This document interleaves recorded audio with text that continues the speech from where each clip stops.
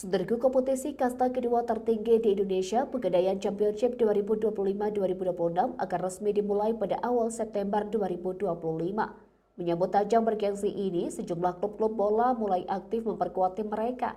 Salah satu klub yang mencuri perhatian adalah Persiraja Banda Aceh yang kini tengah melakukan persiapan intensif. Klub berjuluk Lantak Laju tersebut membuat gebrakan dengan merekrut Fafaseva Rustanto, pemain muda yang merupakan jebolan Timnas Indonesia U20 yang tampil impresif di AFC Asian Cup U20 2025 di Shenzhen, Tiongkok. Fafaseva Rustanto didatangkan langsung dari Persija Jakarta.